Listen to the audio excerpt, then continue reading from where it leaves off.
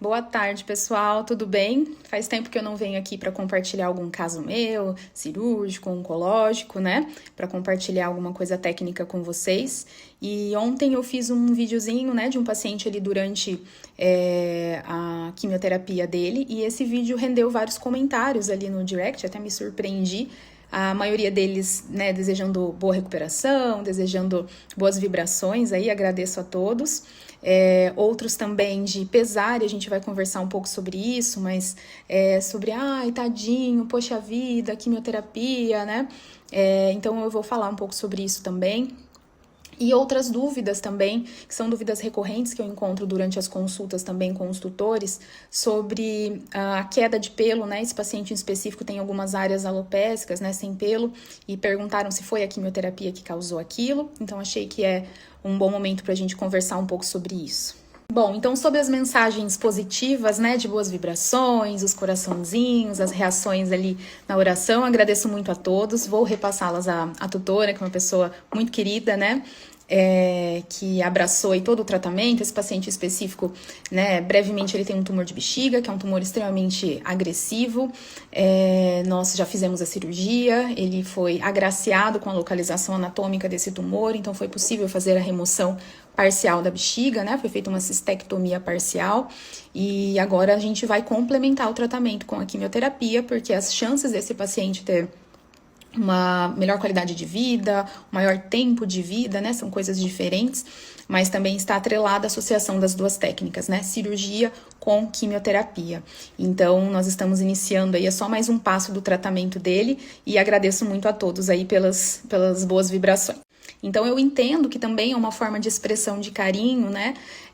Mas eu gostaria que as pessoas entendessem e tivessem mais acesso às informações quanto à quimioterapia para a gente quebrar alguns preconceitos que existem, né? Quimioterapia não é sofrimento, quimioterapia é tratamento, como qualquer outro tratamento, né? O diagnóstico, sim, é muito ruim, e o tratamento, na grande maioria das vezes, ele é muito bem tolerado pelos pacientes, né? Então, depois eu vou postar aqui várias mensagens, eu sempre procuro mandar mensagem em 24, 48 horas depois aos tutores para saber como que o paciente está, se ele teve alguma reação, porque claro que elas podem acontecer, mas não é o que acontece na grande maioria dos casos, tá?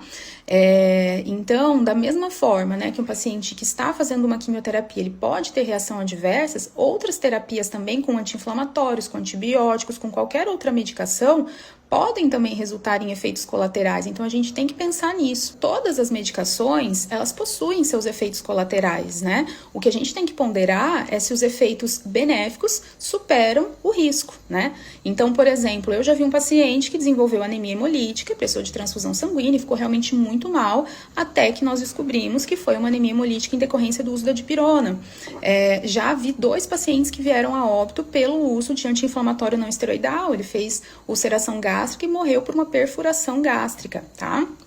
Já vi também 2 pacientes que vieram a óbito durante ali a aplicação em bolos de antibiótico intravenoso, né? Fora os efeitos colaterais aí de longo prazo, né? Que algumas medicações também podem promover, que não vem ao caso.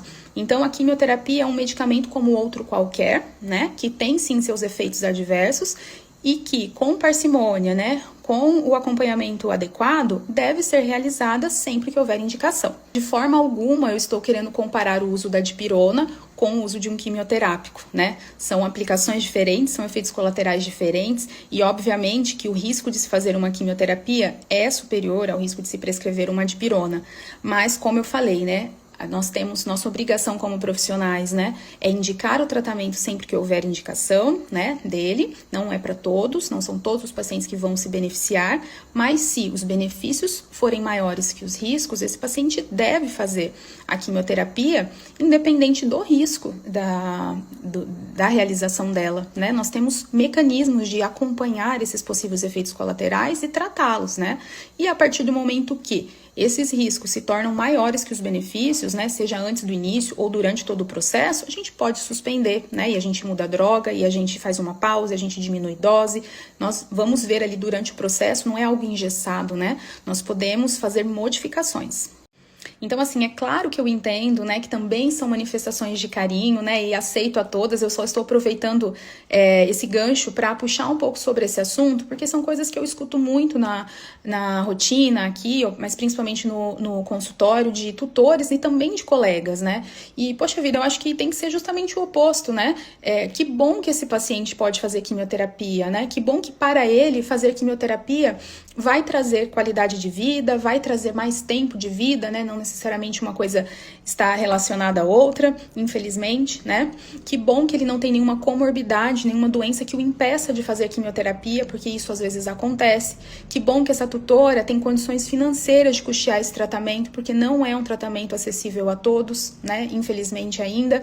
Então, eu acho que a gente tem que ver o copo meio cheio, né? Que bom que para ele tratar com quimioterapia adjuvante, né, pós-cirurgia, é uma opção. Sobre as falhas de pelo desse paciente em específico, né, não foram ocasionadas pela quimioterapia. Ontem, como eu comentei, foi a primeira sessão dele, né, ele já tem esse problema aí há anos. Ele tem uma doencinha chamada alopecia X, é um problema dermatológico, não tem relação com a quimioterapia, mas sim, queda de pelo pode acontecer, né? Geralmente é mais localizada na região da cabeça. Algumas drogas em específicas causam isso. Eu tive um paciente só que apresentou essa alopecia. Geralmente o pelo cresce depois, pode ter mudança de cor, textura, né? Mas é um efeito colateral não tão comum, diferente de nós humanos, né?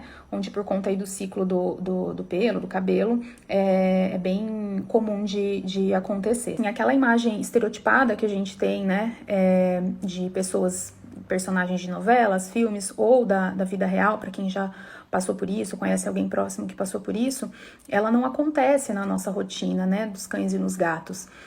Então, aquela pessoa pálida, fraca, sem apetite, com emagrecimento, com a perda do cabelo, que é tão marcante para nós, principalmente mulheres, né? Vômito, diarreia, náusea, né? Tudo isso pode acontecer, mas não é rotina, né? Como é rotina para o humano. E a recuperação também dos animais é muito superior à nossa para tudo, né? Para pós-operatório, para a tolerância deles à dor é muito maior.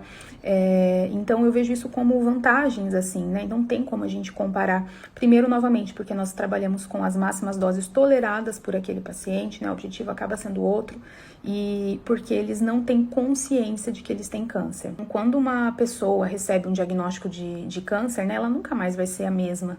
Mesmo que ela passe por todo o processo e que a gente tenha, né, a cura, a pessoa que iniciou tudo aquilo lá no começo, né, ela é transformada durante esse tratamento de alguma forma, né.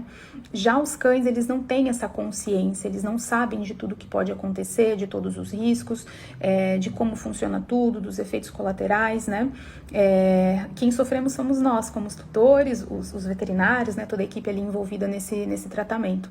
Então, essa inocência deles, né, essa falta de racionalidade, de entendimento das coisas, é muito positiva para eles, né? Mostra o quanto a nossa parte psicológica é relevante até nessas situações. Então, eles sabem que eles vão ser removidos da casinha deles, do cheirinho deles, do lar deles, e vão aí uma vez a cada 7, 21, 14 dias para um local estranho, com pessoas estranhas, que vão passar um dia lá.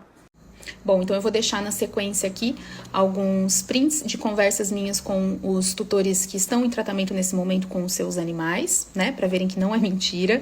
E vou deixar também uma caixinha de pergunta, caso alguém queira tirar mais alguma dúvida ou expor alguma situação, né, se você já passou por quimioterapia com o seu pet ou se você já fez quimioterapia e quiser falar alguma coisa sobre isso. Acho que quanto mais a gente conversar sobre isso, né, mais as pessoas vão perdendo um pouco o medo, mais vão tendo uma maior adesão ao tratamento e assim a gente vai evoluindo na medicina veterinária.